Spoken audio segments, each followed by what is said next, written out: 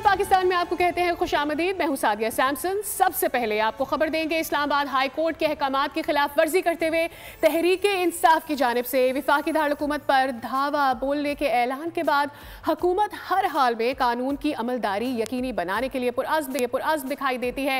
एक तरफ इस्लामाबाद में दाखिली और खारजी रास्तों पर रुकावटें खड़ी की गई हैं और दूसरी तरफ 30,000 से ज्यादा इजाफी नफरी भी तलब कर ली गई है। इसी पर हमें अपडेट करेंगे इस्लामाबाद से हमारे नुमाइंदे आलिजा हमारे साथ मौजूद है। आलिजा, आगाह कीजिएगा, 30,000 मजीद नफरी तलब की गई थी। इस वक्त ओवरऑल माहौल क्या देख रहे हैं विफाकी दारुलहुकूमत में?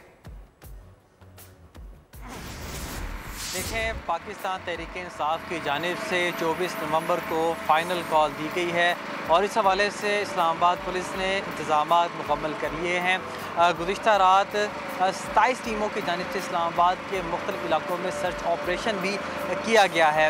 इसके अलावा आपको ये बताते चलें कि मजमूई तौर पर 38,000 के करीब नफरी इस्लामाबाद के अंदर मौजूद होगी। 30,000 जवान तलब किए गए हैं, जबकि 19,000 पंजाब पुलिस के एहलकार भी इस्लामाबाद पहुँच चुके हैं। 5,000 FC के एहलकार हैं और 8,000 इस्लामाबाद पुलिस के जवान इस्लामाबाद की मुख्तलिफ शाहराहों पर तैनात हो गए। इस वक्त हम कॉन्स्टिट्यूशन एवेन्यू पर मौजूद हैं और मेरे अकब में भी आप देख सकते हैं यहाँ पर भी कंटेनर्स लगा के रास्तों को बंद कर दिया गया है और कॉन्स्टिट्यूशन एवेन्यू जो डी चौक से शुरू होकर F10 तक जाता है, तमाम रास्ते में वक्फे के साथ कंटेनर्स लगाए गए हैं। इसके अलावा आपको ये बताते चलें कि इस्लामाबाद हाई कोर्ट के चीफ जस्टिस आमिर फ़ारूक ने अहम फैसला जारी किया था और उसमें यह कहा गया था कि पाकिस्तान तहरीक इंसाफ से वफाकी हुकूमत इंगेज करे, बात करे और उनको कायल करे कि पाकिस्तान तहरीक इंसाफ या तो ये एहतजाज किसी एक मकाम पर मुंतकिल कर ले या इसको पोस्टपोन कर दिया जाए।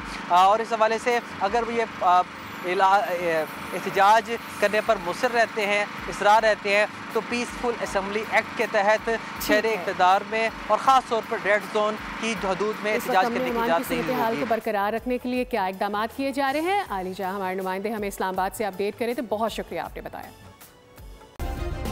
सब्सक्राइब करें और बेल दबाएं ताकि कोई खबर रह न जाए।